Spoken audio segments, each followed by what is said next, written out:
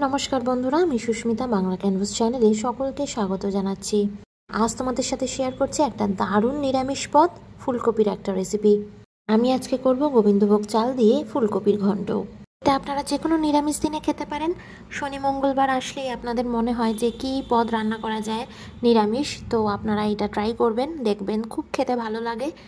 গরম ভাতে, ডাল ভাতের সাথে এটা কিন্তু জাস্ট জমে যায়, খেতে অপূর্ব স্বাদের হয়। খেলেই একবার আপনারা বুঝতে পারবেন, মুখে এটা খুব লেগে থাকে।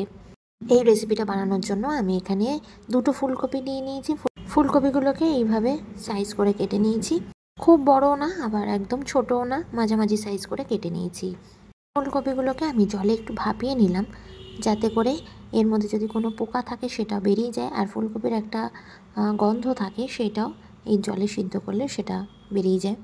এবার আমি কড়াইতে কিছুটা তেল দিয়ে দিলাম। এখানে 2 থেকে 3 চামচ মতো রিফাইন তেল দিয়ে দিলাম। তেলটা গরম হলে এর মধ্যে আমি ফোড়নে দিয়ে দেব দুটো তেজপাতা, লবঙ্গ আর এলাচ। দুটো এলাচ ফাটিয়ে দিয়ে দিয়েছি। এবার কিছুক্ষণ আমি ফোড়নটাকে ভেজে নিচ্ছি, আর দিয়ে দিলাম এখানে একদম হাফ চামচ মতো সাদা জিরে।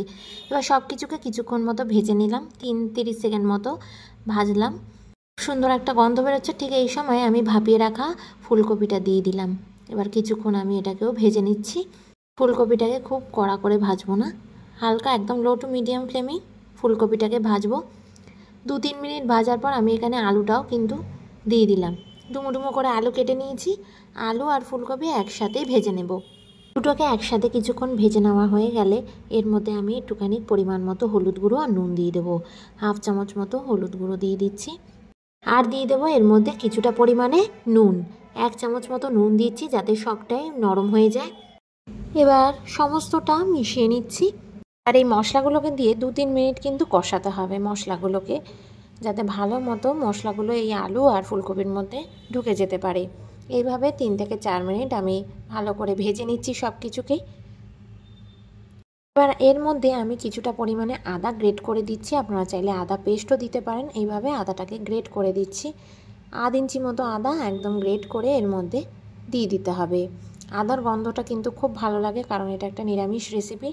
আদা দিলে খুব ভালো লাগে, গন্ধটা খুব সুন্দর আসে। আদা দিয়ে এবার ভালো করে মিশিয়ে নিচ্ছি।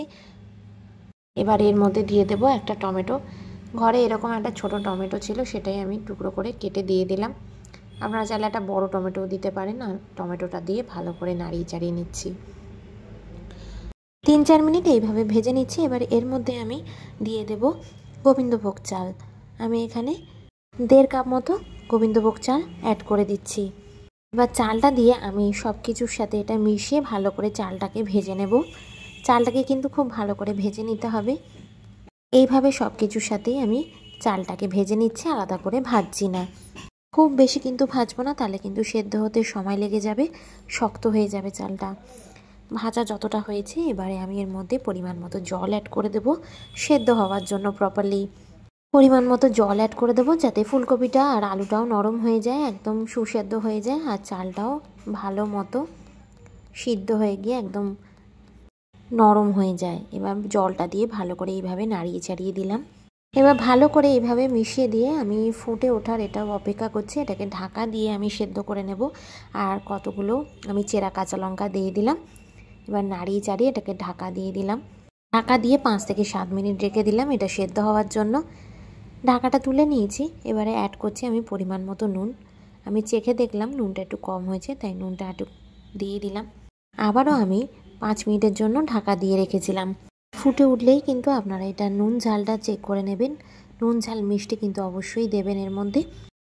তারপর ঢাকা তোলার পর দেখছি একদম সব কিছু নরম হয়ে গেছে, আলুটাও একটু নরম হয়ে গেছে, আর চালটাও সেদ্ধ হয়ে গেছে। আর মধ্যিখানে আমি একবার নাড়িয়ে দিয়েছিলাম। এখন দেখতেই পাচ্ছেন ফুলকপিও নরম হয়ে গেছে, আলুও নরম হয়ে গেছে।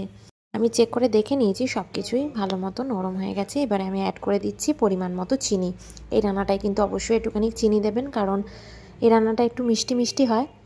চিনি দিলে এর স্বাদটা কিন্তু বেশ ভালো লাগে, স্বাদটা ব্যালেন্সে আসে।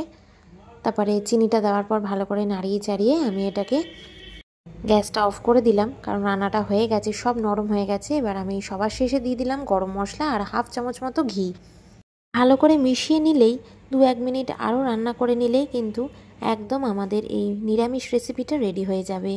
এটাকে আমি ঢাকা দিয়ে আরেকটুখানি স্ট্যান্ডিং টাইমে রেখে দেব। দেখতেই পাচ্ছেন আলু একদম নরম হয়ে গেছে।